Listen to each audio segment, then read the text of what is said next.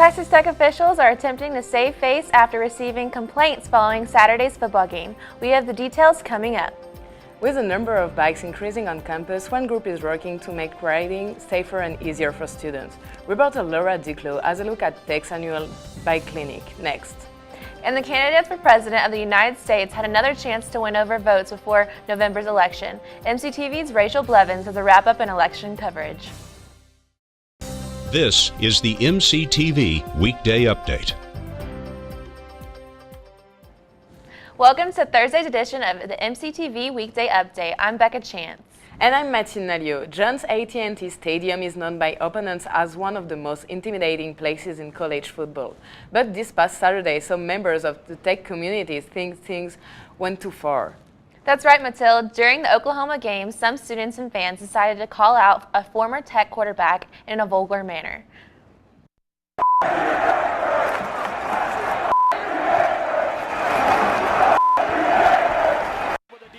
Baker Mayfield is currently the starting quarterback for the Oklahoma Sooners, but Mayfield previously played for Tech in 2013 as a freshman. Mayfield later transferred to Oklahoma, creating tension between himself and Texas Tech. Saturday's contest was the first time Mayfield had been back on the field at the Jones since his last game as a Red Raider. Many sports analysts predicted that Mayfield would face a tough crowd during his return to Lubbock, but the vulgar chant from fans was more than many people expected.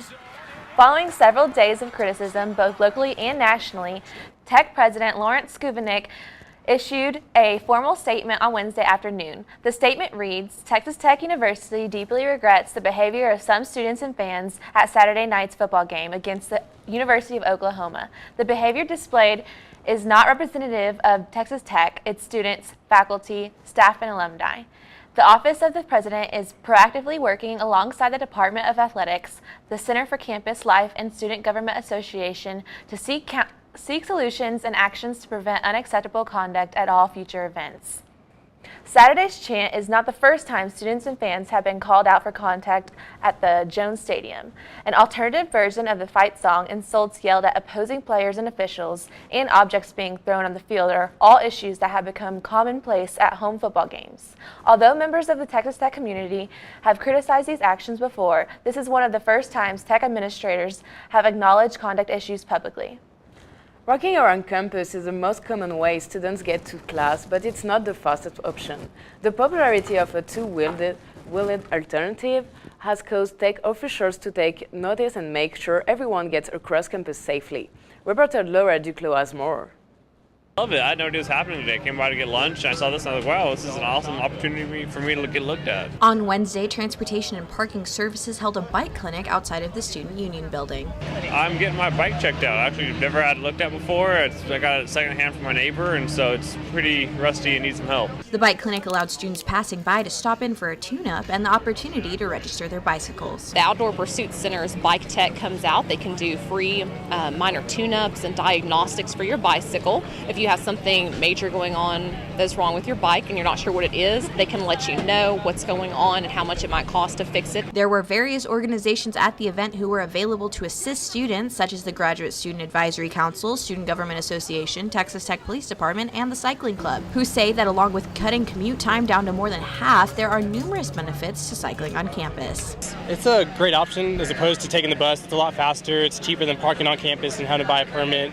And Parking Services has been really good about that. Students at Texas Tech are allowed 10 minutes to get from one class to the other, and for some that means having to move all the way across campus. With such a short amount of time, it's no surprise that the student cyclist population has been rising in recent years. Although the bike clinic is a fairly new event at Texas Tech, Parking Services say they have seen more cyclists with each semester and are working hard to help students get across campus efficiently. This is our third year of hosting bike clinics, and it's a great resource for the hundreds and even thousands of cyclists that we have on campus. Over the years, we've seen a larger cycling population grow on campus, and we thought, well, we need something that helps those guys out. If you missed the bike clinic this semester, you still have plenty of options to keep your bicycle in top shape. Liam Dugan, a trip manager and bicycle mechanic for the Outdoor Pursuit Center, encourages students to come by at any time and get their bikes checked at the rec center, and also encourages fellow students to bike on campus. So it's way more efficient, it's way quicker. It's also super fun to ride to class. You get a workout in and you get to class and you just feel like awake and energized and ready to focus. The next bicycle clinic is scheduled for April, and if you'd like to find out more information, visit the Transportation and Parking Services website at parking.ttu.edu. For MCTV, I'm Laura Duclos. Rawls and Whitaker are well-known names on the Texas Tech campus, each representing two of the university's top colleges. After a special announcement this week, another name will soon be familiar to the Tech community.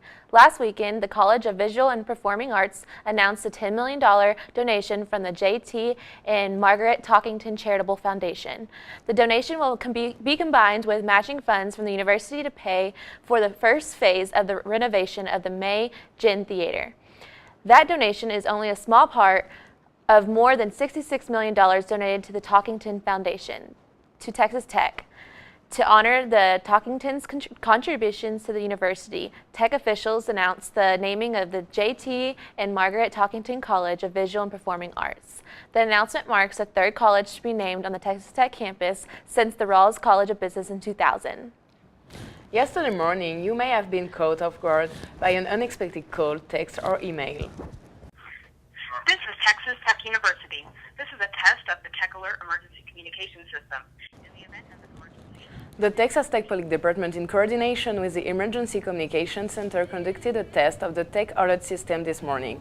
Students, faculty, and staff received calls, texts, and emails alerting them of the test, and digital signage around campus also displayed Tech Alert messages. Yesterday, tests did not include the campus tornado sirens, which are tested in the spring.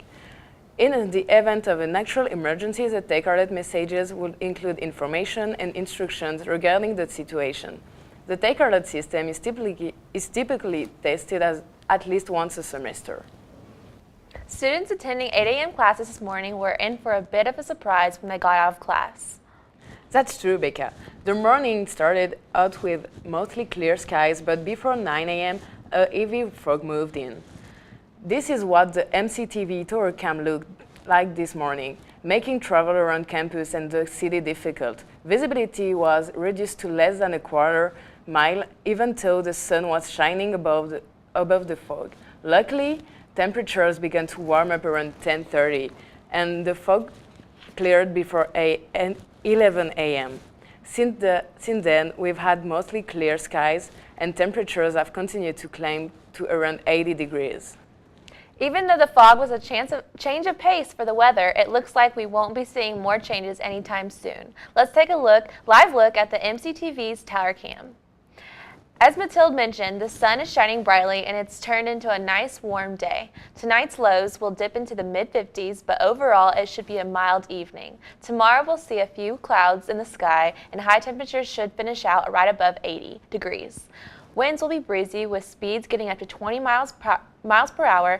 Saturday, the clouds will stick around, but temperatures will rise again. Saturday's highs should be in the mid-80s and winds will again be breezy. On Sunday, the clouds will clear out and temperatures will again stay in the mid-80s. Low temperatures all 3 days should stay around the mid-50s. Monday will kick off a new week with almost identical conditions to Sunday. Tuesday temperatures will drop slightly back into the low 80s with calm winds and clear skies. But on Wednesday, we could finally see some changes in the weather with a possible thunderstorm Wednesday evening. Daytime highs should also be cooler with the temperatures in the mid-70s. Looking ahead, Wednesday storms may linger into Thursday, leading to a cool down the rest of the week. Just over 2 weeks from now, the next president of the United States will be elected to office. The race is still very close, meaning that our vote is more important this year than ever. If you're still debating which way to go, Rachel Blevins has a look at some of the bigger issues in today's MCTV election coverage. Election Day is less than 2 weeks away, and the third and final presidential debate served as a way to highlight a few of the differences between Hillary Clinton and Donald Trump. On the issue of abortion, Clinton was asked to explain why she voted against a ban on partial birth abortion when she was a senator in New York. As Roe v. Wade very clearly sets out that there can be regulations on abortion so long as the life and the health of the mother are taken into account.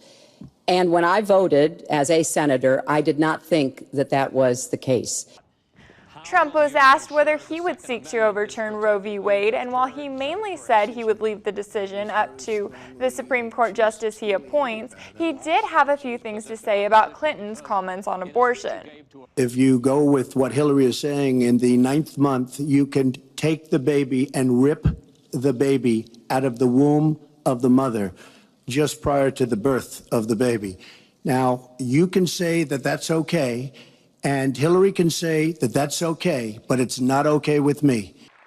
Trump and Clinton also clashed on the issue of immigration. While Trump insisted that a wall is needed to secure our southern border, he said his plan would be focused on deporting the drug lords and, quote, bad hombres first. Clinton responded by talking about how Trump's plan wouldn't work and saying she plans to present both immigration reform and a path to citizenship. One of my first acts will be to get all of the drug lords, all of the bad ones. We have some bad people in this country that have to go out. We're going to get them out. We're going to secure the border. And once the border is secured, at a later date, we'll make a determination as to the rest. But we have some bad hombres here, and we're going to get them out. So I think we are both a nation of immigrants and we are a nation of laws, and that we can act accordingly. And that's why I'm introducing comprehensive immigration reform within the first 100 days with a path to citizenship. The period for early voting started this week and will continue until Friday, November 4th. With the latest for MCTV's 2016 election coverage, I'm Rachel Blevins. Disability Week continues on campus, and you still have a chance to get involved. Let's take a look at the MCTV events calendar. Tonight, stop by the lobby at the Wellgates Residence Hall to enjoy some fun during the annual Deaf Bingo. This unique event gives participants the chance to experience what it's like for people who are deaf or have hearing difficulties while playing a common game. Deaf Bingo starts at 7 p.m. and it's free and open to the tech community.